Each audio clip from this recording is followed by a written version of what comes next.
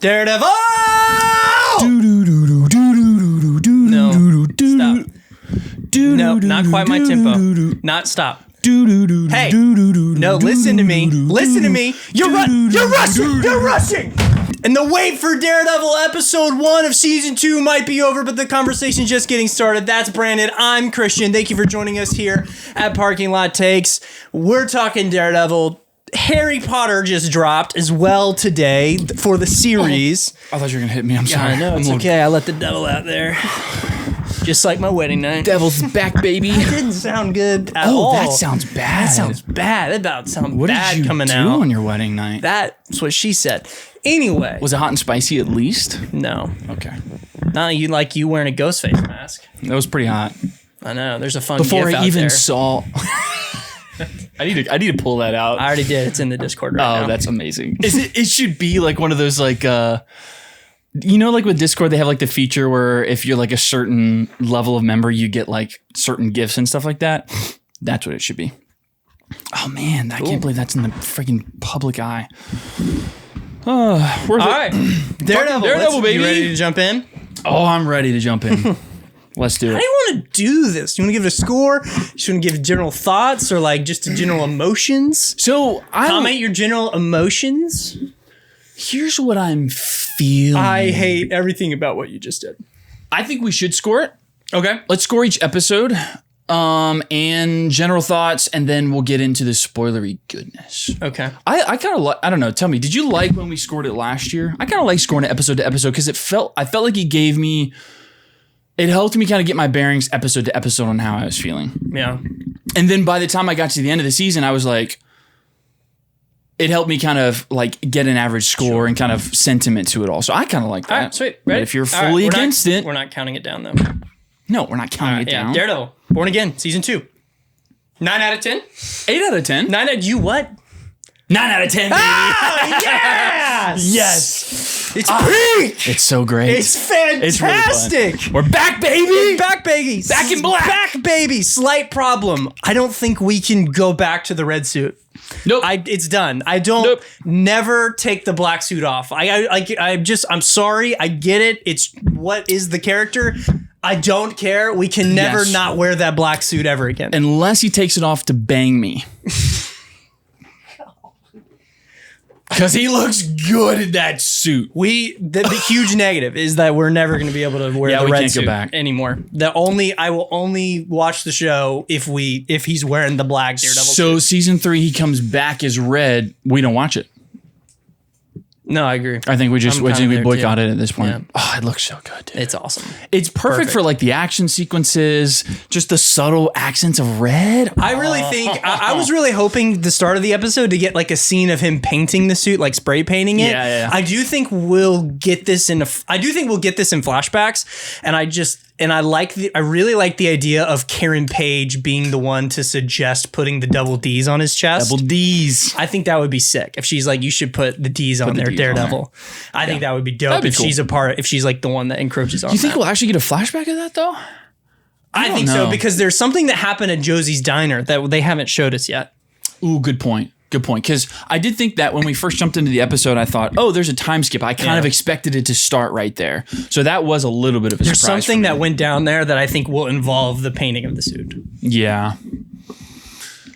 Because we'll have to see what happens there. That does make sense. My only real reason of not going to 10, the only like thing I could really point to that I wasn't like that I thought was iffy was on the boat when they sink the ship. I just thought it was a little wonky. Editing-wise, a little wonky, little not like CGI was just like the cuts and transition. Like he was like in the room, ran out, and then all of a sudden he's hanging. Yeah, exactly. It's almost like they cut something that's supposed to be there. That's the only thing that I'm like maybe I could point to. Otherwise, really didn't bother me that much because it's all freaking awesome. Aspect ratio. They're changing. Peak. Absolute cinema. Boom. That's the new thing to do. If aspect ratios you're changing, dude, it's a 10 out of 10. There you go. I did think that too. I thought we jumped in really fast. Not really a bad thing, but it did kind of catch me off guard. it took me a second to kind of get my bearings, but once we get back into the groove of things, I was like, yeah, we're back. It feels good. It feels good to be back in this. But they did just put it right into it. And you don't get a lot of explanation, but I think you're right. We probably will get some flashbacks to kind of fill in some of those gaps. But it is a little hard to follow throughout the episode because you're still kind of trying to figure out, okay, why are we here? What is going on? And that's just because they jump right into it. So it's not necessarily a bad thing, but it did take me a little bit to get my bearings. So I kind of I brought it down just a little bit. Oh, I don't care about any of that. I'm in. Oh, I'm in too. Is it not wild how much higher quality it feels than the previous season? Absolutely. It feels like the best episodes of season 1 to me. Well, I just mean, I almost like, yeah, it feels the most like episode 8, but like, I just think it's crazy down to like the shots, the cinematography, the what is it? The center, is that what you call? The center shot? Like no, the symmetry in the cinematography is like evident, and like the crooked shot with Heather, all of that. They're just cooking it up right now. It feels like the original series, I feel like. Yes, it's very high quality. Very close. Mm-hmm. In terms of episodes, how are you giving I'm going episode 8 over this episode. Yes. And then this one. And then, so episode 8 of season 1 of Born Again, episode 2, episode agree. 1 of season 2. That's how I'm going. For Born Again specifically. For Born Again specifically, Not including the Netflix show. I would say that too. I mean, there was a lot of episodes I really liked in season 1, but I think there was only a couple that I gave like an 8 or a 9 out of 10. What did I give? 8? I think we both gave 10 out of 10, right? Yeah, perfect. So this would fall right under that. Yeah, I'd agree with that. I think that's fair. I mean, definitely better than episode 1 of season 1. Absolutely. Yeah. More cohesive. It's just so evident we're on the same page here. Yes. And we're going somewhere. Absolutely. It didn't feel choppy and a little messy. It felt like we're moving quickly. We've got a direction. We're heading that direction. You pretty happy with where Matt is right now? I'll tell you, like, I think it's, I don't like where Matt is. Yeah, you pretty happy where Matt is. I think the all-out war on Fisk makes sense after sweet. Season 1. I like that Karen and him are involved. Again, I think it makes sense. That they're involved. Involved. I like that. I mean, I love that stuff in that apartment. Like, it's great. So great. Her like training is so good, and just the one, or not but the lines there and back. Like, I thought about calling him from help. Yeah, call her Jessica freaking Jones. Yes, like, heck yes. Yeah, all the dialogue is calling great. a favor at Metro General Claire. Maybe. Oh, I don't know. I didn't pick up on that. I don't know, but could be. Don't know. Maybe. That'd be. I'd be hype if Claire was in it. Maybe not because of Ahsoka season 2, but hey. And then Mike Coulter shows up in Luke Cage. Oh yeah. I think that You think someone's coming back from? I think Mike Coulter's Luke Cage is a absolute guarantee. You really think so? Yeah, I think that's happening. I kind of pulled that out of my butt. I didn't think I was. No, I think the real question is Finn Jones. If Finn Jones is coming back as Iron Fist, which I would think if they're bringing everybody back, I would be, even though I'm not the biggest Finn Jones Iron Fist fan, I would feel bad for him if they brought everyone back but him. And a new Iron Fist. Yeah, it's like I would feel pretty rotten if they did that to him. Yeah, I think you kind of have to at that point. Which maybe with better writing, we like him a lot more in the Iron Fist role. So I don't know. Ah, man. Mike Coulter shows up, though. That's going to be such a cool moment. Sweet Christmas. I love Sweet Christmas. That show is so much fun. Season 1. I would love to see Luke Cage and Fisk fight. Going toe to toe. Just like a full on brute to brute, like just throwing fists. I know Fisk. I know there's that boxing shot. Yeah. And I know that's not Luke Cage, but if Fisk was boxing Luke Cage, that would be like, and I understand Luke Cage should probably own him. He would. But I don't think I care. I think it'd be fun if Fisk Wilson Fisk in Spider-Man animated series was like able to he was stronger than Spider-Man. Yeah, he's like. So I don't know what they're, if people would be like, I'm sure someone would have an issue if Luke Cage didn't, if Fisk beat. Yeah, because his skin is like impenetrable. Like, I mean, he can take a punch. So Fisk doesn't have technically superpowers. He's just freakishly strong. Yeah. So I don't think that would, if they were going toe to toe, Luke would put a beat down on him. So they probably won't do that then. Unless they find a way to, unless it's like a, I'm trying to think how to word this.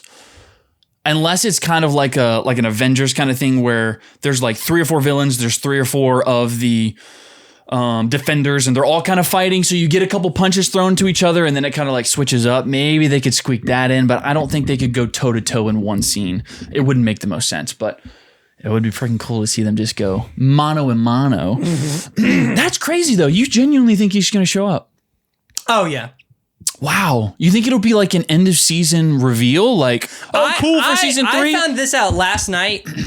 I thought they announced it. I thought he was like on set, confirmed to be in the show. And I was hearing from people in our Discord that no, they didn't. So I was like, they're like, no, that's a theory. And I was like, I thought it was a lock. So I don't know. Yeah. I saw a picture floating around of all of them like training, but I thought it was from like the old show. I didn't think it was from the new one. Tell? True. All right. Let's get into it here. Get into spoilers? Yeah. No, well, I want to talk about one highlight for the show.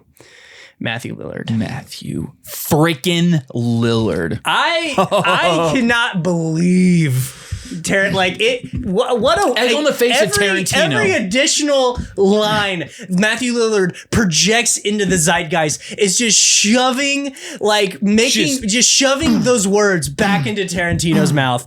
Just oh my gosh, dude! I thought he was awesome. I thought he was so sick, so good. like acting across Fisk, like just totally deflating this tough guy. This like imposing energy that Fisk is giving out, just absolutely deflating it, and just being like, "Look, man, that was so good.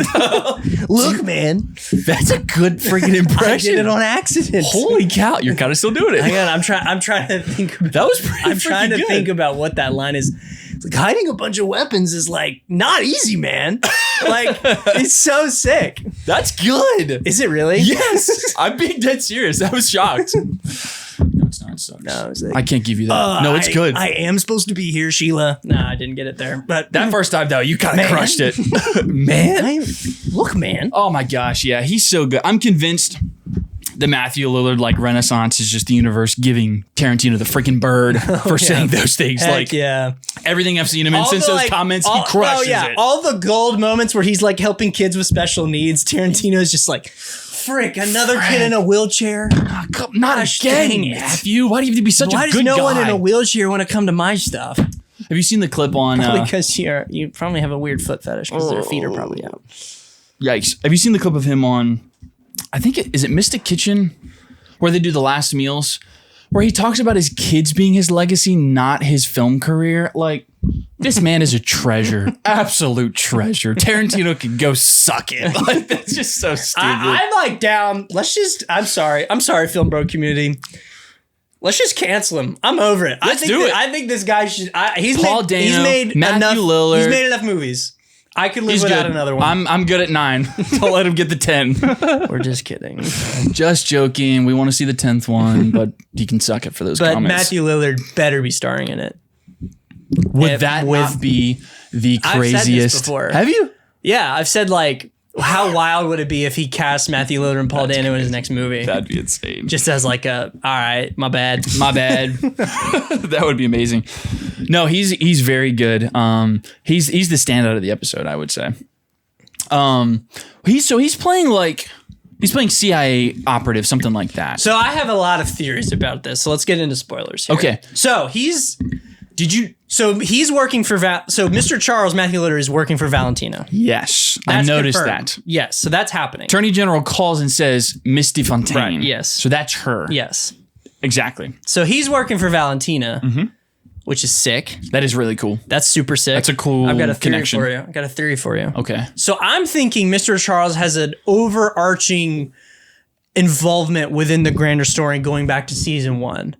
I'm thinking Valentina and Mr. Charles have been a big part of Red Hook from the beginning and helping Fisk get that established and helping him run for mayor and get elected as mayor. So therefore, I'm thinking a very high probability that Valentina could have all the means and resources to fake Foggy's death. Oh. Because he's going to blow up the whole thing. And if the government doesn't want it to happen, the leader who ran a secret organization and like ran assassins across the world to take out people and take out things, to cover up the Century Project. Yeah. Tell me why she wouldn't go hire someone like Bullseye. Yeah. She's done it before. I am almost certain Bullseye works for her. Especially because of the end of this episode. Yes, that's true. Mm-hmm. I think Bullseye's working for Valentina. That's interesting. Just like the Thunderbolts were. That makes sense. I think that would be a really good tie-in to the Thunderbolts. I know they're the new Avengers now, but just how the Thunderbolts were operating before they became the new Avengers. Bullseye's right in that pocket. Absolutely. He's absolutely in that pocket with Ghost, with Taskmaster. They're absolutely. Yeah. Yelena, I know you, but like I know Bullseye's a psycho, but like let's be real, Taskmaster wasn't firing all fronts either. All the Thunderbolts are operating in the gray. Yes. Bullseye's a bad guy, but like not out of the realm from like a Taskmaster for her to use. And I could see like Valentina bypassing Vanessa. Absolutely. That, you know? Absolutely. Because she's narcissistic. She knows and she has the power too. So she's not going to care. She would absolutely bypass Vanessa for something like that. I think so. That's interesting. I can definitely see that happening. That makes a lot of sense.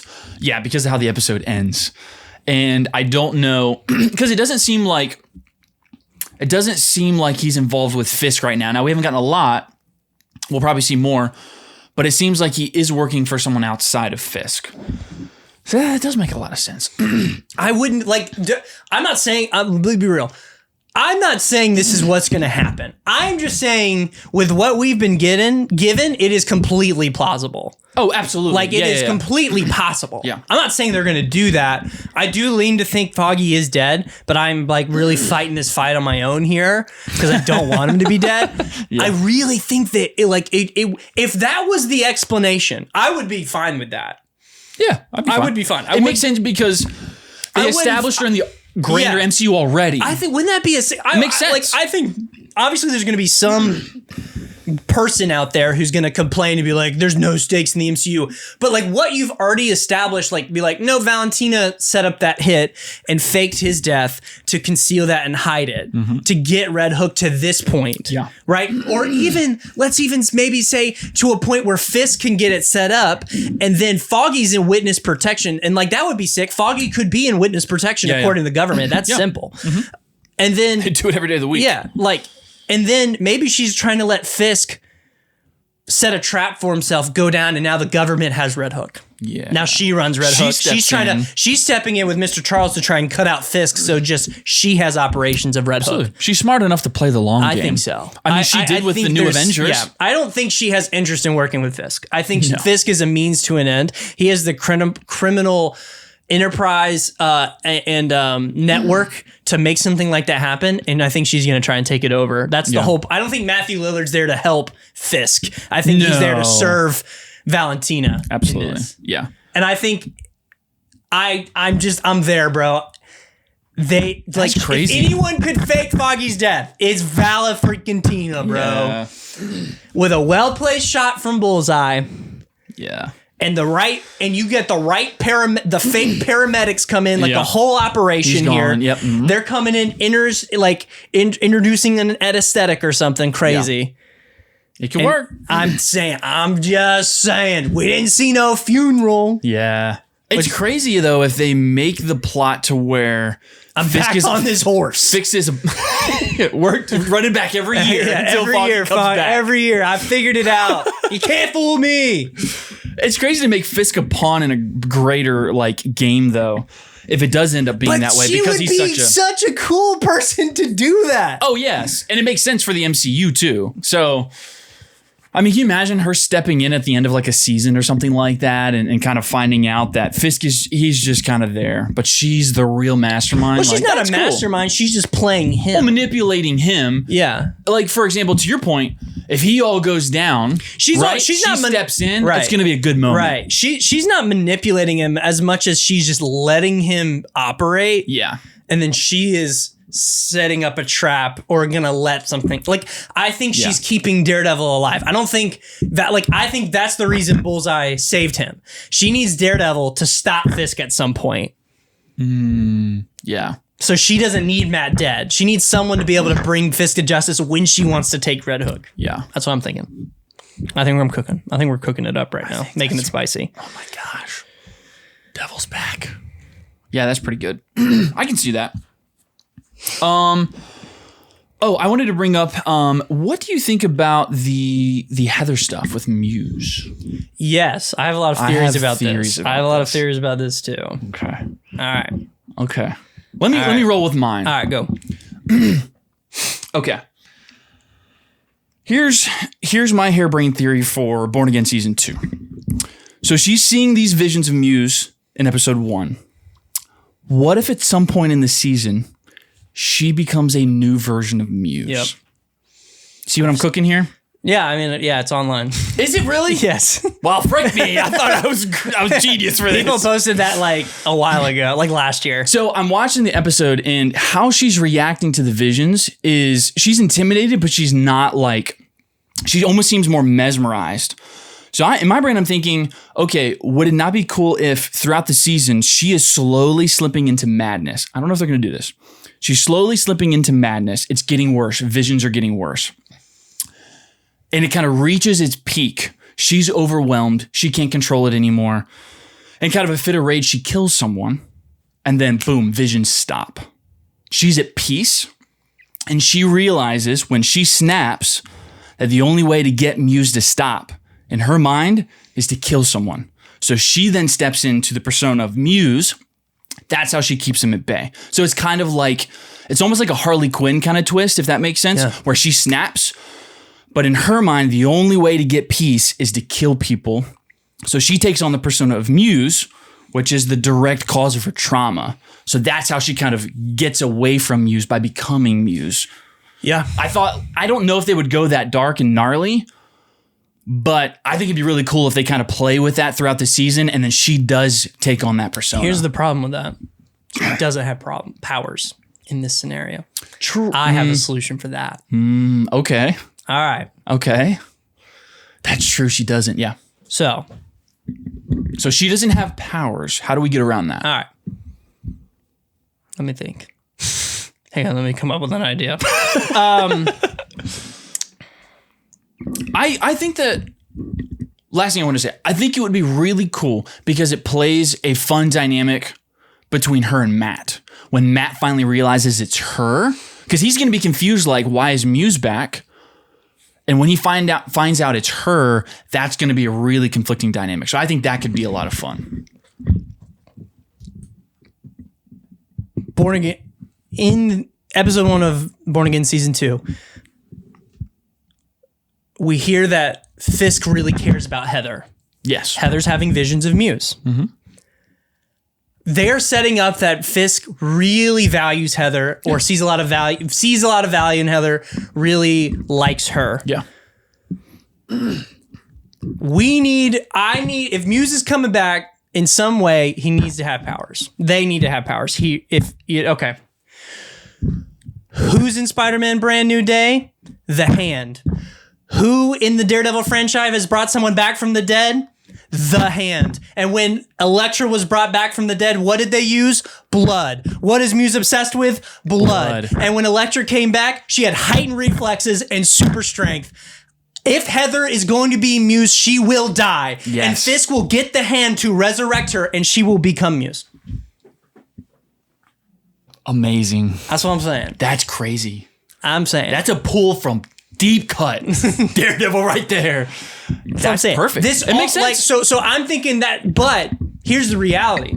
This is also true for the other Muse as well. Like we could just bring back the other Muse this way, but why would Fisk want to do that? So I'm thinking there's a plot point of why Heather's having these visions. Mm-hmm. So I'm thinking Heather dies somehow. Yeah. Fisk values her in some invaluable way that we haven't seen yet, gets the Hand to resurrect her. She comes back. Abilities. Strength, abilities, but psycho. Yes, but insane. and broken. And that there's some, right. Like, so she takes on Muse, who has been traumatizing and tormenting her for however long now. Yeah, they would have to kind of, well, I guess it wouldn't, because she's seeing visions of him. So yeah, if she has snapped, that would probably be the thing that she would hyper focus on, is just becoming Muse. Perfect. It's too perfect. With the hand. And then using blood to like, with the special, the Lazarus pit? No, it's like Lazarus blood pit. with certain injections in it that they use to bring Electra back. Yeah. Dang, that's crazy. That could work. I think if they do that, though, we probably won't see Heather as Muse till like season 3. I don't know if they'll do that all in this season. They'll probably torment her. She'll slowly slip into madness and die. Unless they start running it right now. If they do, I mean, they spend a lot of time with her in episode 1, so it could happen.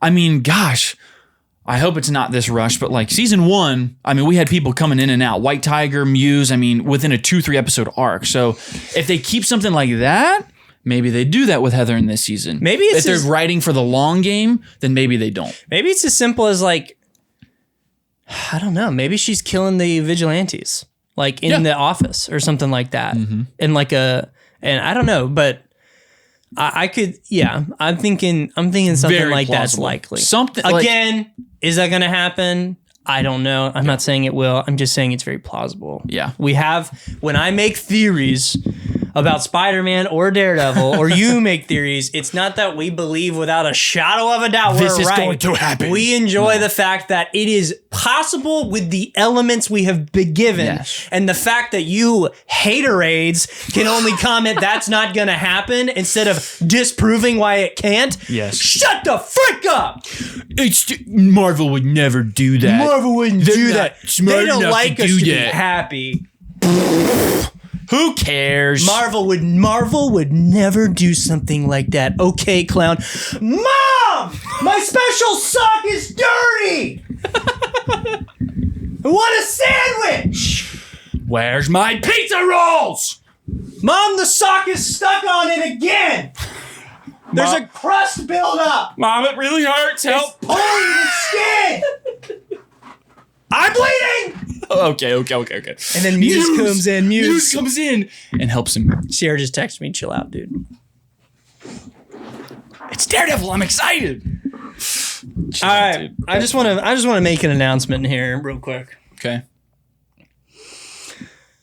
I know it is the stereotype, and I know the stereotype of comic book movie fandom, comic book movie superhero or movie fandom in general, is that it's super toxic. Yes. But truly, the best thing we as a fandom have ever accomplished is getting Charlie Cox's Daredevil back. Oh, absolutely. That's the best. I can't think of a better thing that we've accomplished as a fandom. Like, truly. Mm-hmm. It is so special that Charlie Cox gets to continue doing this within the MCU. Like, it is so insane to me to think about, when Daredevil, I mean, I just think about when I was in middle school and just wanting the show to be a part of the MCU. Yes, yeah. Just wanting it to be all tied in and fit in together. Yeah. Wanting Daredevil to be in Civil War. Like, I just remember that, and now it's happening. Yes. We as a fandom, however toxic we all might be, we did something absolutely awesome, because I can't find a soul who would say, no, Charlie Cox should not be Daredevil. Oh, you just wait for our comments. Yeah. Nah. Truly, getting the Daredevil properties into the MCU, the best thing us as a fandom have accomplished. Absolutely. Truly, how special of a thing we get to experience. I'm just so grateful watching Charlie act, and like feeling this first episode of season 2 just feels like the original show. Does, Like, we as a fandom did so much with getting Charlie back, getting Frank back, getting Karen back, and then getting the show back on track. Like, I understand there's writers, but I think that's so... We're as a fandom somewhat responsible. Yes, like, we made it known, and we never shut the F up. Yes, and we're not gonna. No. Jeremy 71. We're never gonna stop. Yeah, Aiden. That's such a great point. I'm just kidding. I love you, Aiden. I love you. That's a great You're my point, boy. yeah. You're my boy. And then we're going to get him in Spider-Man Brand New Dude, Day. I was yelling at Aiden last night. Really? Screaming about Daredevil Born. Let me pose this to you because I think about this today. All love. So me and you both share the issue that like, while Daredevil, this is Aiden's point, to Aiden's credit, I need to give him his flowers here. When I look back at that fight the first fight between Muse and Matt is owning Muse, like in a major sense. But we just never felt like the Taekwondo explanation was sufficient enough. No, yeah, we talked a lot about that. And I understand he gets beat and Matt's not ever losing that fight. Yeah. But my point to this is like Matt fights hand ninjas 5 at a time easier than he fought Muse. Yeah. So Aiden's, and I'm like, he's just a guy. Like it's inconsistent. Yes, yeah. And like and it's more where I was coming from. I was so heated. I was having a hard time articulating that. Like, I just don't like the Taekwondo explanation. Mm-hmm. It's just not enough. Yeah. It felt like a shoehorned line to explain something that we should have gotten more context for. We needed some line in there to say, oh yeah, but he can't go toe to toe with Daredevil. But it wasn't enough. And he doesn't really. And like the argument that they were posing is like he's not going to toe to Daredevil. I'm like, well, he's not knocked out in 2 punches, so I would say he is. Yeah. He is kind of going toe to Daredevil. The reason that line is in there is because they want you to think he can. It's not just there for no reason. So this was his point. And you just tell me if this makes sense, because I cannot make sense of it. I'm going to try really hard. I'm going to try. It is Frank Castle posed an equal fight, a stalemate against Daredevil. So why wouldn't Muse? And like, I just don't. He's just a guy. I'm like the fact that we're comparing a guy who did karate tournaments to a special forces operative that held his daughter's brain matter in his hand, who has insane bloodlust and a like unbridled, relentless ruthlessness to accomplish a goal. I just don't know like how they compare. It's Frank Castle, the Punisher. He is, and like his Punisher. Point is that like, well, this is a guy and this is a guy.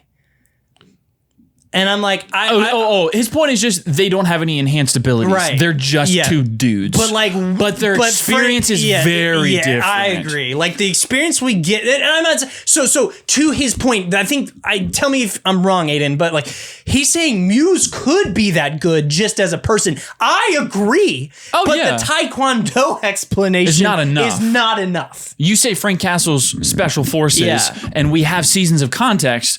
It makes sense that he would go toe to toe with Daredevil. And like the only time he actually beats Matt is when Matt has a concussion. Yes, yeah. And also Matt, like that, like he brought this. He was like, he beats him in episode 2. What are you talking about? Then he chains them all up. I'm like, Matt lost his hearing. He couldn't see Frank. Yes. Like, what are you talking about? That's how he sees him. Yeah. Like, what do you? That's how he lost. Yes. We only see Matt really lose fights when he can't see the people. Yes. Yeah. So that was just kind of. I just don't like. To me, if Muse poses, plain and simple, if Muse poses a fight like that against Matt, every hand ninja should pose a fight like that and then some. Yes. But then their point was like, well, do you think Frank could shouldn't the hand ninjas also be able to just like obliterate Frank? And I'm like, well, probably not, because I don't think they can hurt Frank enough to stop him. No. I just think the amount of like combat and experience that Frank brings, and you're right, that just absolute rage beast that he is, compared to Muse being psychotic and having training, but not to that level. I don't think it compares. It's like, I see what you're saying. They're both normal dudes. I think you would change the physical performance on Muse then. Like, yes. If that was the case, right? Like, or you really got to lay in some backstory to make it make sense. The Taekwondo's not enough. No, I don't think so. Like, they don't do enough to cook that for it to be fair to compare him to Frank. Yeah. If we had more flashbacks or something, maybe I could see that a little bit more. But like, in fairness, when I watched the fight back, like Matt is owning Muse, but Muse is like, is parrying him, is going toe to toe to him in a sense. Yeah. I mean, no, never mind.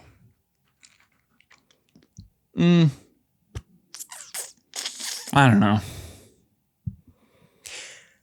I'm going to say something and you just need to shut me down immediately because I'm running it through my head. Like, is Captain America not pretty much just owning Iron Man the entire Civil War fight? Yes. I think he is. Yeah, I agree too. Are they going toe to toe? Yes. But he ultimately overpowers him and has to use, is it Friday at that point? Or is it? Ultimately, he says, memorize his patterns. But even he that tries, ends up not and being it doesn't enough. work. That's not enough. Because we get the scene where he raises the shield. I mean, he's owned him. So Captain America's enhanced abilities absolutely takes Iron Man. Yeah.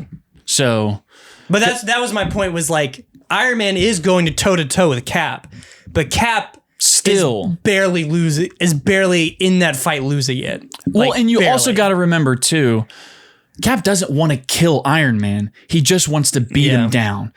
You let Cap loose, it's probably even a less fair fight. You know what I mean? And you could probably argue the same thing about Daredevil and Frank in some way, as far as they're not really letting loose because they don't want to kill each other. So yeah, I think enhanced abilities are still going to take the cake for someone who's normal. Even Iron Man in a beefed up billionaire Playboy suit. I love him. And I'm sorry if you're upset. I'm so sorry. And you can text me and let me know. You know, Audrey watched this episode with me. So she has not seen any of Daredevil. And I was thinking, it was like last year, you and I pretty much just watched it together. Yeah. I think she saw a couple episodes. And she looks over at me at one point and she goes, "Wait, is he blind?" I was like, "Yeah, he's blind." She was like, "So he's fighting. So is he like use echolocation like a beluga whale?" And I was like, I can hear Audrey saying that. I was like, that's ringing in my ears of like how Audrey would deliver that. A beluga whale? Beluga whale? And it pissed me off because I was like, no, like Matt Murdock. I was like, you're not wrong per se, but I hate that you compared him to a beluga whale like that. No, that's Ben Affleck. Ben Affleck is listening like a beluga whale. He is, yeah. But yeah, she had not seen it. She was trying to figure out what was going on. I was explaining. I was deep in the Charlie Day, like, this is everything that happened in season 1. Like, this happened to set up this. And she was just like, And then she hit me with the beluga whale line. And I was like, you know what? We're not watching episode 2 together. I'm sorry. She liked it, though. She had fun. Oh, what else did I have? Gosh. I think it's all the points I had written down about the episode. Oh, I also had the Attorney General on the call written down. Yeah, it's a really solid episode. I love it. It feels like we are back. Oh, here's one thing that I do want to say. One of the biggest problems I had with season 1 was it wasn't consistent. I felt like we had a lot of highs and we had lows. You have your episode 8, and then you've got your episode, like 5 or 6 is the bank episode. And it just felt like a huge low. What I'm looking for in season 2 is I just want consistency. I just want to follow the thread all the way through. And even if it's not a 10 out of 10, if every episode is an 8 out of 10, I would be happy because I just feel like it's consistently good Daredevil. In season 1, we had some in my opinion, we had some really low moments. And I know that's because of the pre-overhaul, post-overhaul, and all of that. But I'm just looking for consistency. And this feels like some of the best parts of season 1. So if we can carry that through because we don't have overhaul, I think it's going to be really, really solid. I think this is going to be the season 4 that we wanted from the Netflix show. You know what I mean? So I think it's setting itself up very well to be a really good season of television. And I'm very, very excited about this. I'm excited for Jessica Jones to show up, bro. Yes, that's going to be great. Oh, it's going to be so much fun. I feel like I should go back and watch that again. It's been a while since I don't know how much it will play into it, but that was a fun season too. I really think Fisk will be responsible for getting the hand back in New York. Yeah. I'm really feeling like, or even maybe he brings the hand in to fight Valentina, like, or maybe something. I don't know. That'd be an interesting point. She starts maybe Matthew Lillard's character starts putting his hands into things a little too much. Fisk gets kind of, pissed off, doesn't like that. Let me run my city. And she goes, all right, it's time. We're going to step in. So she tries to step in. He brings in the hand. It kind of starts a mob war essentially. So that could work. Is Frank in this season at all? I think he is. What is really cool is that we are immediately getting his special after this season. Mm-hmm. If it's not confirmed already, I think he will be in this season because of that. I think something that will probably happen. Not. He's not. Nope. Interesting. Because here was my thought originally. Something may happen with his character that will lead right into that. That's why we're getting it the week after the season. But that's interesting. How much do you think this, if I can speak, how much do you think the Punisher special will set up Spider-Man Brand New Day? A lot. You think it will be a lot? You don't think it'll be just kind of contained? I think it'll just I think it's just bridging the gap between him being in the cell and then what's going on in Spider-Man. What are the odds Sadie Sink is in the Punisher special? I don't think so. So my thought on the Punisher special is just I've seen a few people riding motorcycles in some of the set leaks and stuff like that. Ghost Rider. No. and we know Tombstone's in Spider-Man Brand New Day, so I think they're setting up a John Bernthal versus Tombstone and the biker gang sort of war. Yeah, that might be. I think cool. that's probably who he's going to be battling against. Yeah. I don't think we're going to see Tombstone in the Punisher special. I think we're going to see someone from Brand New Day in the Punisher special. Okay, but I don't think he's going to be like in... Maybe a little bit. I just don't think Frank's going to fight Tombstone at any point. Like, I think it'll be like Tombstone and it just kind of be like a little bit of a teaser going into Teaser at Brand the New end. Day. Yeah. I think we're going to definitely see someone that teases Brand New Day. Tombstone makes a lot of sense. If my theory about him protecting whoever Sadie Sink's character plays in, I wouldn't be surprised if she shows up right at the end as a tease. Maybe. Because I think they're going to want to, they've already built a lot of hype. But in my brain, I'm thinking, you got the Punisher special. Let's build even more hype for Spider-Man. So give us some kind of tease at the end, leading right into that because he is such a huge part of that movie. Tombstone makes a lot of sense, though. That's a good thought. He's obviously fighting he's not fighting like vigilante task force people. Yeah. Mm-hmm. It's people in hoodies, and so I'm thinking it's probably. Weren't you? I think you said wouldn't it be sick if he was just mowing down vigilante task force people in the special? Remember that last year? Yeah, dude, that would be such a great special. Just let him just plow through town, just murking these guys. Murk the guy. Who's that? I forget that guy. Freaking. I want Frank to take back the Punisher badge off the vigilante task force cops for sure. I would get a lot of satisfaction in that. If he just took a hammer and just hit him in the head till it fell off their vest. I don't know how that would work, but. Or he just kills them and then rips the vest off. No, it's brutal. I've never wanted someone just get a beat within an inch of their life so much. Than that guy. Than that guy right there. Whatever his name is. You all know what we're talking about. He enjoys his job way too much. That's all I really had. I think that's all I got. I've been thinking about Spider-Man Brand New Day a little bit. I had a little thought for you. Okay. So I've seen some trailer breakdowns for Spider-Man Brand New Day, and it's kind of me thinking possibly in a slightly different direction. What do you think the likelihood is that the symbiote is in Spider-Man Brand New Day? And they're almost knowingly teasing us to think it might be Man-Spider, but it's all around the symbiote. So the scene where he's sweating and he drops, when I saw that in the trailer the first time, I thought that. But everything else around the trailer doesn't seem like that at all. It feels too obvious Man-Spider. So, and especially with the Brand New Day comic. That's on purpose. I just feel like that's a purpose misdirect at this, for a few. I'm leaning Man-Spider. We're just discussing the possibility of it being a symbiote. So I'm just saying. I think it's very possible. Right. Let's run it through the gambit and put a symbiote filter on the trailer. The cocoon shot that everyone's talking about. How much is that a cocoon? Could that just be he webbed him up there to sleep? Absolutely. He's woken up there naked many times throughout other media because of the symbiote. Yeah. And kind of confused and what's going on. So I don't think the cocoon it might not be a cocoon. It could just be like a spider hammock. I don't know. Yeah. I'm just saying. And like, it's likely. Now, I mean, I know there's been a lot of theories and people teasing that the symbiote will be a part of this new trilogy. So if it is a part of the new trilogy, why would you not? Then let me back up and say it this way.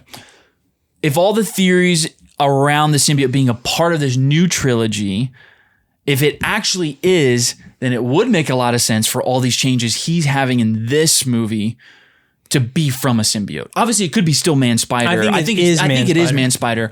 But if it was kind of a misdirect, it would make sense. No, I agree. So few things. Oh, that would be so sick. I kind of hope they do that. When he's falling, like it is interesting when I think about that shot, right? Like he's like falling out of the webs. And he does this. And nothing happens.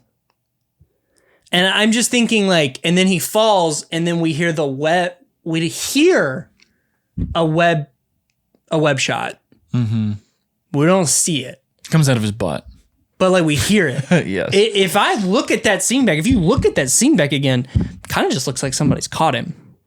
It doesn't necessarily mean like someone pointed this out, and I think they're right. It doesn't really look like it looks like the way he reacts kind of seems like he is being caught by someone else. Because also like logistically, he's tried I guess you could say Spidey sense has taken its course here, but he's tried the webs up when he's at the top and then he falls. Why would he try again? Do you know what I mean? If he's looking, he's like, oh my gosh, I don't have web shooters. Yeah. So what if the symbiote comes out and like protects him? It could. It just doesn't make sense. The here's the problem though. If he has used physical web shooters for so long, why would he even try with his hands? That alludes to organic webs. No, because he's just woken up out of a cocoon. He doesn't know why he's there, Brandon. Oh, I see. So he may think he still has the suit on. He's just like, wait, how am I on a building and how am I surrounded by webs and then I'm falling? That's an interesting perspective because rather than we're thinking organic webs, he's thinking, where are my web shooters? Right. Interesting. And so then it's like so then you think about and I know what people will say is there are shots in the trailer where he's wearing the suit and he doesn't have web shooters and he's shooting webs. I know. Are you listening to me? Yeah. Yeah. There are those shots. And I agree. There are those shots. They exist. I want to reference something. Spider-Man Far From Home. They had that homecoming suit in all the trailers. Mm-hmm. And what it was in the movie was the Iron Spider suit. Mm-hmm. How much do you want to bet that is a black suit? Venom is a symbiote suit that's like over that suit in CG. In those shots. It's very likely. It is not out of the realm of possibility for Marvel. He doesn't have his mask on. And people are like, why isn't he wearing this mask when he's fighting the Hand? How likely is it that it has come off? The symbiote is going up onto his face in that moment. Oh. And then he catches it and breaks it. Like, you know what I mean? Like how the symbiote will come up and like make the mask for him. Yeah. How likely is that? It's likely. The only thing about that shot though is right before that shot, you see the eyes turn, right? Yeah, they turn black. What color's the symbiote? Yeah, but the symbiote's never done that. I'm sorry, it did it in the Venom movies, and I'm not saying that's a basis for that, but I'm just saying. Egg on my face, you're right, it did. I don't think that means anything. Yeah, the Venom symbiote turned his eyes black. Cool. It does. It's black. It's in his body. It's changing his cells. Yeah, that's a great point. Because I was just thinking, it always just comes over his face. Well, it would, but. So look, I know I've got to pull it up right here. No, absolutely. This is like, bro. I look at this and I'm thinking, he thinks he has his web shooters. Where are my web shooters? It looks like somebody catches him. Does it not? Does it not look like somebody caught him? I see both. There's ways. Both. I see he just used organic webs and it shocked him, or I see somebody caught him. Here's the reason I don't think it shows that somebody caught him, because he doesn't immediately. That ain't no this. Is he holding it though? He hasn't shot it. That's the whole shot right there. His fist is closed the entire time. Yeah, hit play really quick.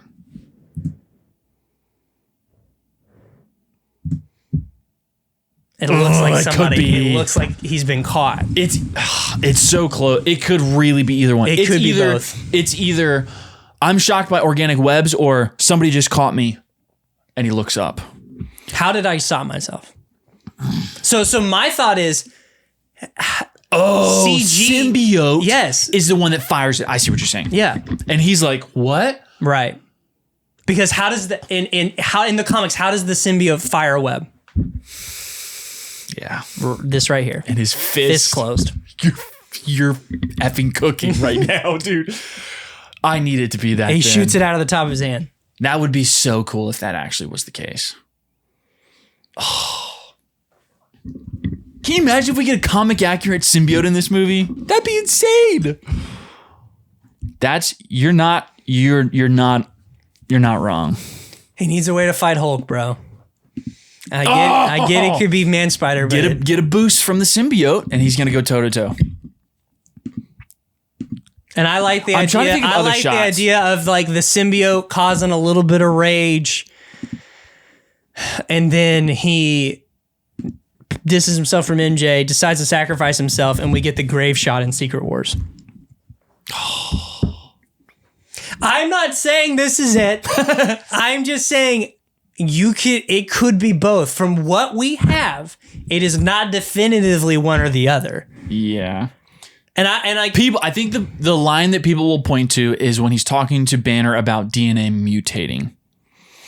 I don't know. Is that language used with the symbiote? I don't think it ever is. Yeah, it's always just the host to. But like, what if I just wouldn't put it past Marvel to make Peter think he's mutating, but the symbiote has happened? Like, one thing I wrote down is, could the symbiote spark the Man Spider mutation?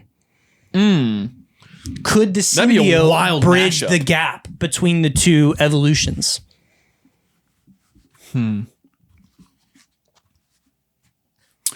Or what if his DNA is mutating and I don't know if this would work. What if his DNA is mutating, he's starting to notice it, and the symbiote becomes a solution to keep it at bay temporarily? That's cool. That's a cool idea. He has to use the symbiote black suit to keep his DNA from mutating to become Man Spider. That's a good idea. So it's a temporary fix that he then has to work to find a solution to. But while he is finding that solution, the symbiote he's getting a little angry. He's becoming more erratic. And then you get some of the normal symbiote aggression. And then once he finds the solution, he doesn't need the symbiote anymore. He realizes it's changing his brain chemistry, essentially. It goes off, ends up with Eddie Brock, or ends up somewhere, and you're setting up Venom coming into the MCU. Yeah. So I just thought of something I think I would like. I really like the idea of the Fantastic Four finding the symbiote in space and giving it to Peter to save him. Ooh. In Secret Wars. Oh, yeah. That really works. Like, to save his life, and then he's bonded to it, and they feel like they could feel like a sense of responsibility. Like, Reed could be filled with guilt over it, like, because Peter is, can't be rid of it. Yeah. I think the Man Spider stuff is like more likely. I'm just saying, like, that shot. The easiest thing in the world, bro, is to CG black symbiote over just that hand and shoot a web there. Yeah. You can put symbiote into a lot of these shots and edit it. You're going to have to edit it out. Like, you're going to have to CG add it anyways. Yeah. I'm curious if that shot with the hand is like the symbiote, like, coming onto him. Because he's like kneeling down for something there. There's something gathering there. Some sort of. It's either his enhanced abilities are kicking in, or a symbiote is kicking in. Yeah, that's a cool shot. It's very likely. Both are likely. Equally as likely, almost. From what we've seen. It's obviously going to seem more obvious because the Brand New Day comic is going to like allude to the Man-Spider stuff. I get that. But if you just kind of like take out the comic context and just look at them from the trailer, they're both likely. I was thinking about this. A lot of people think Hulk will remember or Bruce will remember Spider-Man. A lot of people think this very strongly. Yes. Oh, very, very strongly. We have heard it from a valuable, that Peter may or may not be going by Ned at that school. Mm-hmm. And what does Bruce Banner say? He says, what is your name again? Mm-hmm. What if he does remember Peter? Interesting. And he's like, your name's not Ned. So what if there's like the shock of that reveal where he's like, Peter? Yeah. And you know what I mean? Because then I'm thinking about why would he have that conversation? How he's on the campus again. So I'm assuming that's one conversation that's just moved locations. Yes. But like, what if he does recognize Peter and then they're like, because he has that conversation, like if your mutating DNA can be extremely dangerous. I don't know, bro. What? I mean, doesn't the symbiote bond with your cells?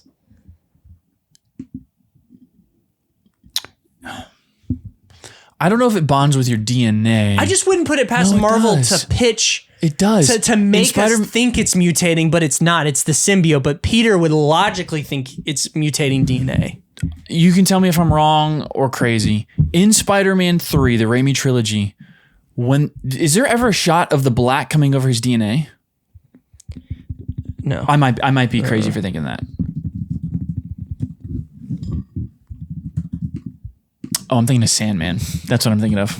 Sandman's DNA. It mutates. I knew there was something with the DNA in that. It mutates. I don't think it bonds with your it just DNA. bonds. It just bonds with your it bonds cells. with your DNA because it absorbs the genetic traits. So it's bonding with your DNA for sure. It's just not mutating it. I like your Man-Spider problem. I'm mutating into this Man-Spider thing. I'm taking these serums to keep it at bay, and then I find a solution with the symbiote. That's a cool idea. Yeah. That's so much for this movie, though. Yeah, that would be a lot. I think we'd have to already have introduced the symbiote. Yeah, or Man-Spider doesn't really flesh out until like the second. Here's how they would have cooked this, bro. Is they would have done Venom in No Way Home, and then like Valentine or not damage control, but somebody has the symbiote somewhere, and Peter thinks of it as a resource and goes to it, but he only knows it as Venom. He's like, oh, this could help me. Yeah. I mean, the only problem too I'm thinking about is Sony is.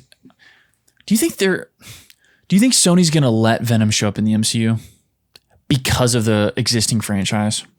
I thought it was all dead. I think it is too, but do you think they would allow or do you think they would feel like it's encroaching on what they've already established? I thought it was done. It is, but I just mean is Sony going to keep that door open? You know what I mean? Because I want to see a Insomniac Spider-Man 2 kind of like Venom. I think that would be fun. What I mean by that is just done right. It doesn't have to be Eddie Brock. You can use a different character and it can still feel like Venom, like they did with that. What do you think with about Harry Osborn? Ezra? So could Ezra Bridger? I don't remember his name. We need to figure out his name. Ezra. I'm gonna just look up Ezra Bridger. Live action. Bum, bum, bum. Iman Esfandi? So Iman, I think. Could he be Eddie Brock? He's Persian American. Or maybe could he be Harry Osborn? I don't think so. Yeah, he could. I think he's handsome enough to be Harry. Yeah, I could see a Harry probably more than Eddie Brock. What would be really cool though is even if they don't do the symbiote in this one, if they tease like an Eddie Brock at the end of this movie. Maybe that's like a post-credit scene. I think I don't know. I would think him being Eddie would be a cool. He's definitely not He's definitely think not he's Eddie. Eddie. Yeah, he's definitely not Harry. Now I'm thinking about it, but I think he could be Eddie Brock. Why not? Well, I mean, I guess it would make sense. Okay. We have a theory. Okay, We hold have on. a theory You that might be right. MJ is working at the Daily Exactly. That's what I was just about to say. Daily Bugle. So maybe they're Maybe they met there. coworkers. Yeah. And that would make sense in kind of the whole love triangle thing too. Why he would be pissed off at Spider-Man. Yeah. And finds out it's Peter and takes on the Venom symbiote. And then there's your second movie in the new trilogy. Oh, that'd be cool. I just want Venom so bad. I want him done right because I don't like the. I like the idea. I really like the idea of like Peter having the symbiote in this movie, and then attacking Eddie, if that's Eddie, and then that's when Eddie gets fixated with it. Yeah. I mean, obviously, I would love to see it all in this movie and it's done right. I would be fine though if they cook it over a couple movies. Yeah. To really lead up to it and do Venom in a really, really freaking cool way. Well, Venom, yeah, but I like the idea of doing symbiote across two movies. Yes, I do too. Yeah. I want him to deal with it. Yeah. I want him to feel the power. We get some cool scenes with him in it, and then it really weighs on him and it affects him in the second movie.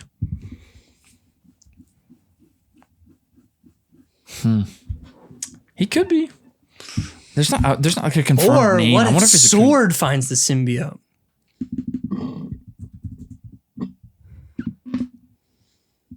They're in space.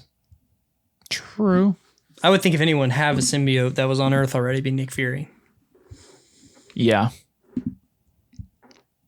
Nick would know. What if Nick Fury shows up as the solution to Spider-Man's problem? You mean like in Far From Home? And he has the yeah. We haven't done that already.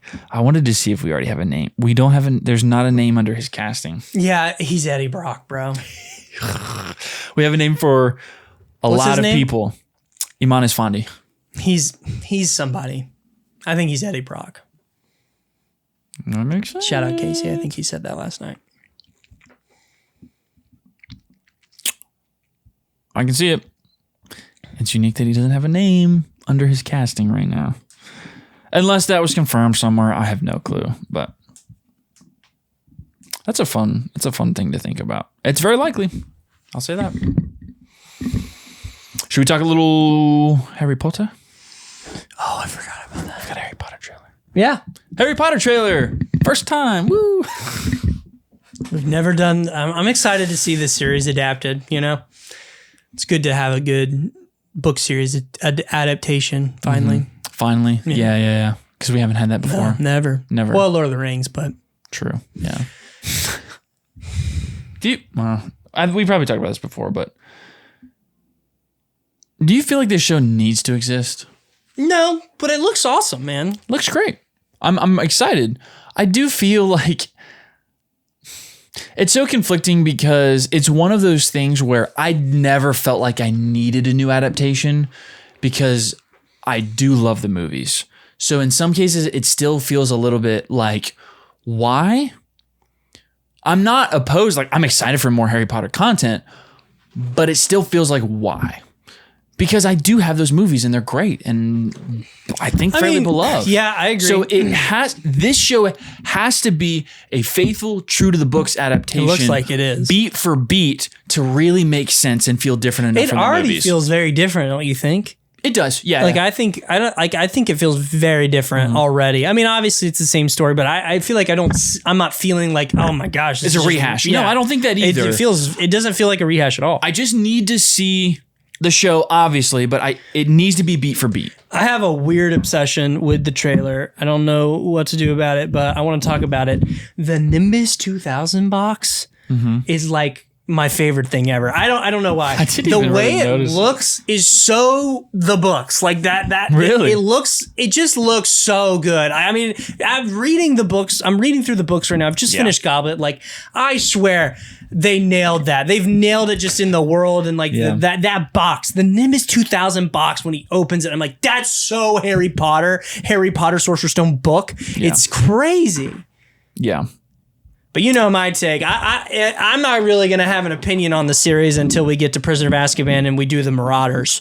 If we do the Marauders, freaking yes. I need a whole flashback episode casting Sirius, James, Lupin, Peter Pettigrew, all as young kids, talking with Dumbledore. Dumbledore's a whole episode dedicated to the backstory of the Marauders and the Marauders map. That's what I freaking need. So I could care less about these next 2 seasons of the show. It'll prove its worth to me if we get the Marauders map. It's the only thing wrong with Prisoner of Azkaban, the movie, is that they don't address the Marauders. The only problem with the movie. Well, with the show, we're going to get plenty of time to do that. And they're dropping it. I like the idea of dropping it all at once. I'm a big fan of that. Are they dropping it all at once? I love that. Oh, that's all great. At once. It's fantastic. We know the story. I'm not going to need... We don't need week to week. Do not put me on a cliffhanger for the biggest movie franchise, one of the biggest movie franchises of all time. All right? Like people, I remember time he's like, what the heck? I'm like, no, we know the story. Yeah, like, what's exactly. the point? We know what's going to happen next. What's the point? Drop it all at once. We'll all binge it and have a good time over Christmas. Fantastic. Yes, absolutely.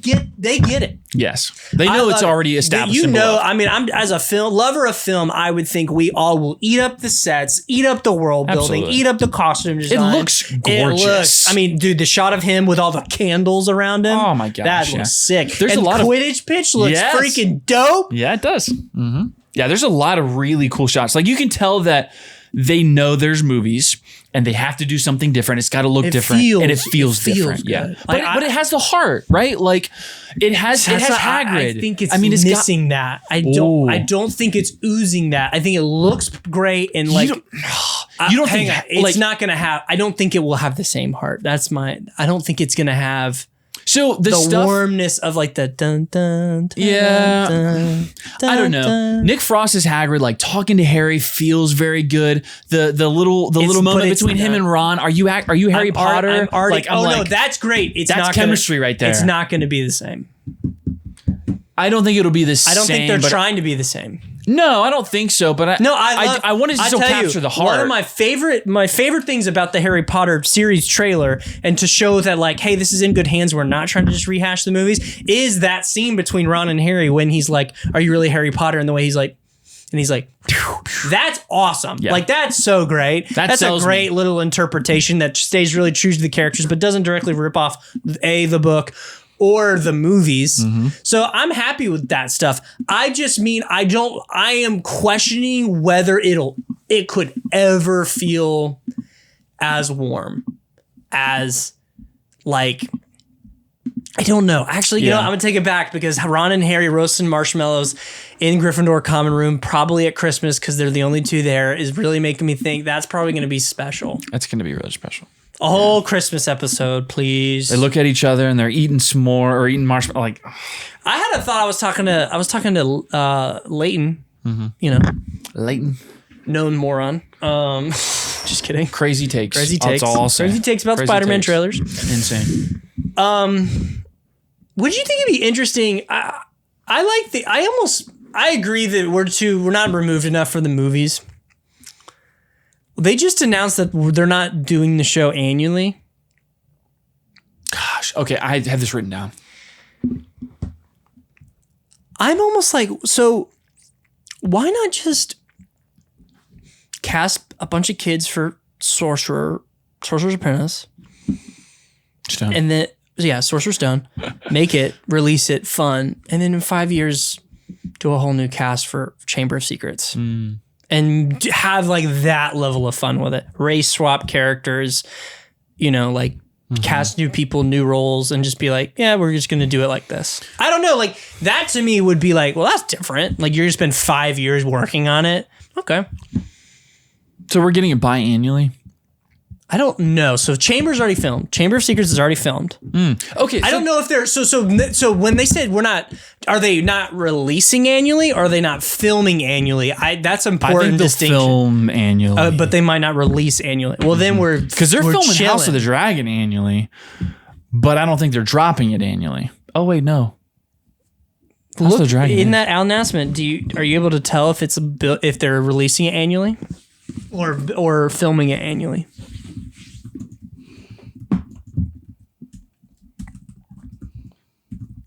I'm gonna look this up. I I must have completely missed this.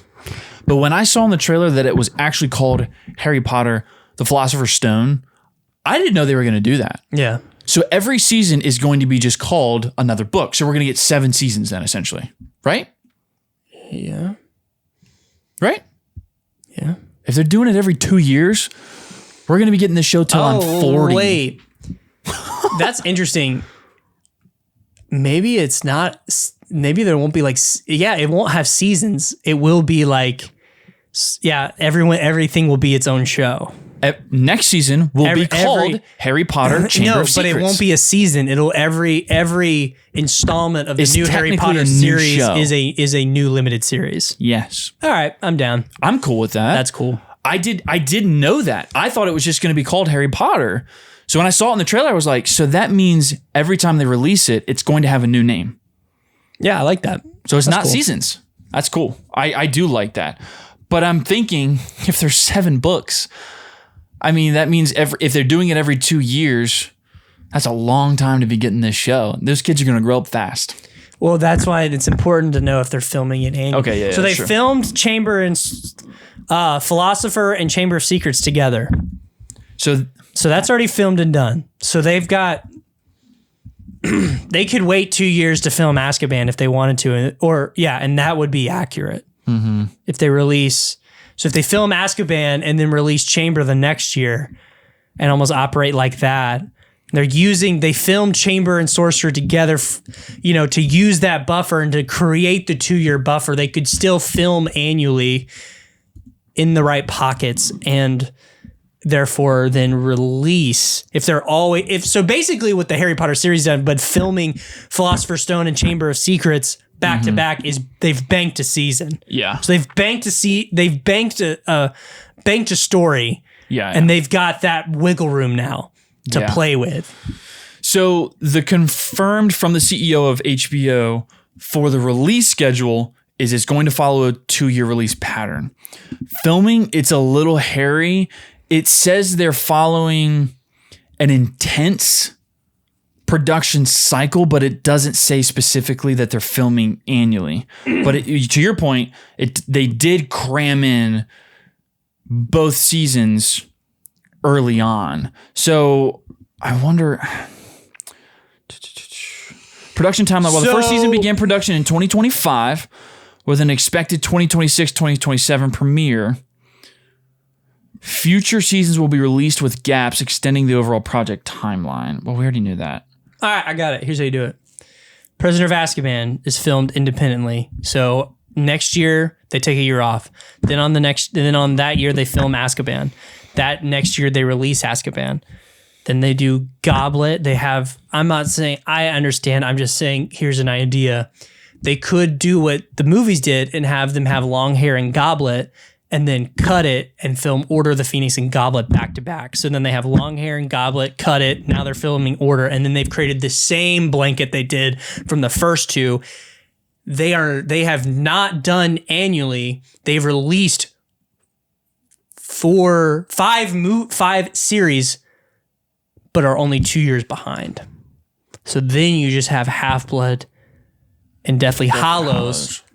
And they are only potentially 2 years older than the characters they're playing. That's fine. Yeah, that works. That's not that bad. You're still kind of just batch recording. Yeah. You're still kind of batch filming it, but because you're staggering it in a different way. It's kind of like delayed from them filming. It's delayed from them filming and us actually seeing the actual content being released. Yeah. So we won't feel the age up aggressively. Yeah. It will be more kind of gradual from us as the audience, but as because they're filming it ahead essentially. Yeah. Which that is smart because technically, they are one ahead right now. So if they're going into filming, when we're seeing Chamber of Secrets, they're already in the middle of Prisoner of Azkaban. So honestly, smart on HBO for doing it that way. Starting off this way. That's really smart. So potentially like we get through the whole show and they managed to give their actors year breaks. And they're not aging up that much. Almost between each movie, but they've only aged 2 years beyond their characters. Because they're batch filming it. Yeah. That makes a lot of sense. Hire him, HBO. You can just they already did. They did? Oh, that's true. Bro, I felt that I just got an erection. Bro's got stains on his pants. Talking about you, Marciano. Oh my gosh, that was an awesome thing to say. They already did. That was freaking sick. Oh, that felt great. That's funny. Did you see me in the Spider-Man trailer? Huh? Did you see me in the Spider-Man trailer? No, I don't know if I did. You didn't see that? Dang. Did I? Maybe I did. Maybe I did. You're a hater.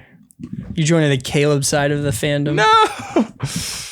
I probably did. I mean, I probably liked it. I just don't remember. You have to show me.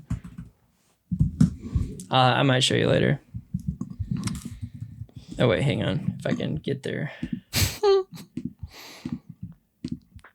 Dude, on this trajectory, man, you might be going to a Harry Potter series premiere at some point. Maybe we are going. If other people weren't going on freaking wedding trips. I can't believe you just. So we're Christians. Oh, I don't blame my wife whatsoever. We're against this marriage.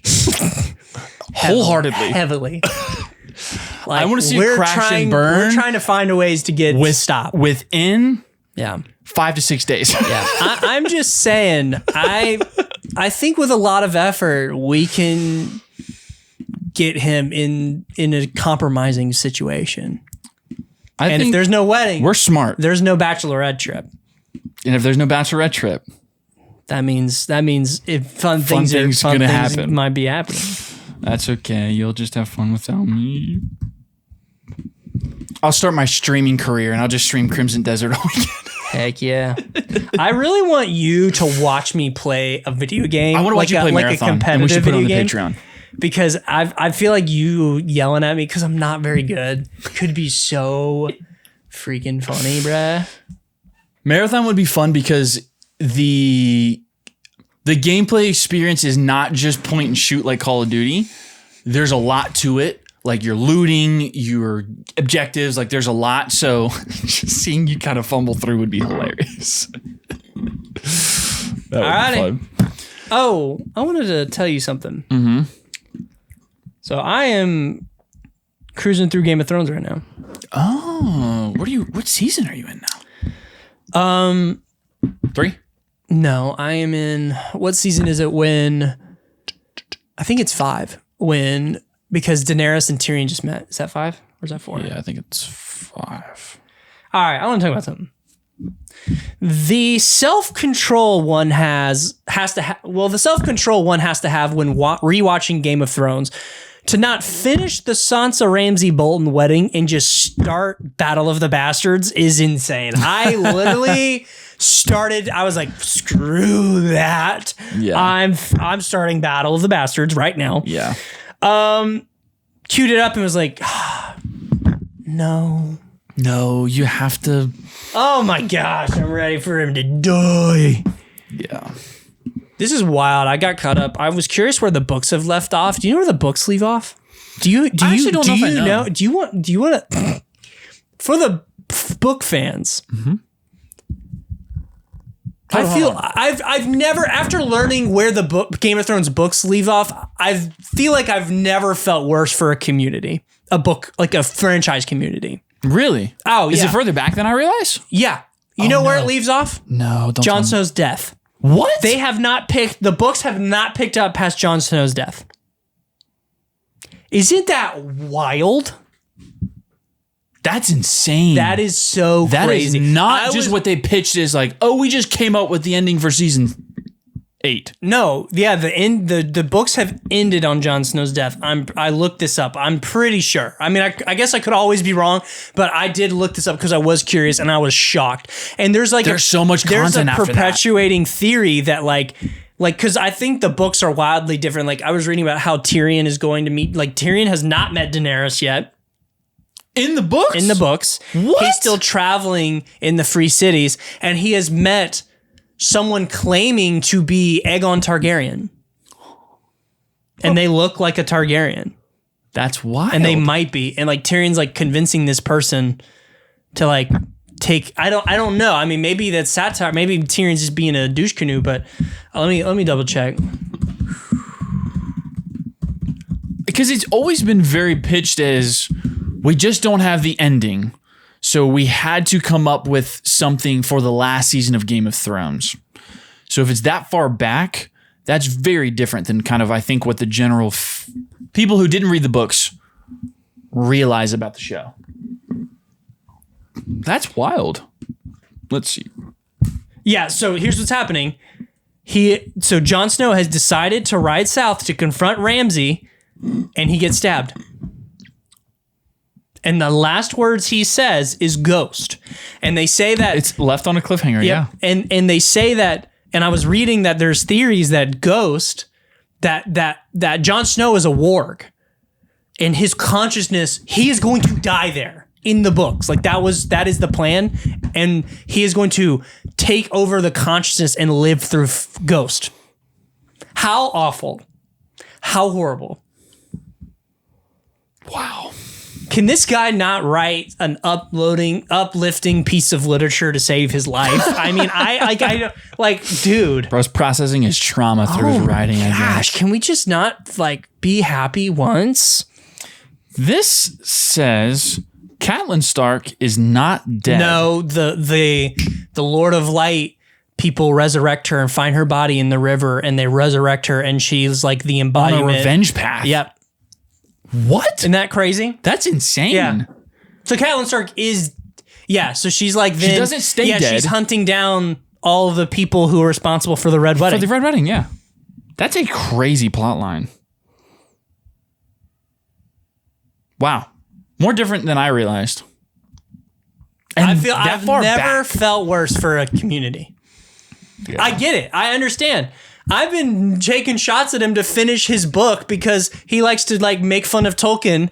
But you've left your series off here and you have people begging you for the rest of the series and you just aren't doing it. But you're like, I'm going to write a totally unimportant story for Elden Ring. Okay, bro. Yeah, good for you. Don't care.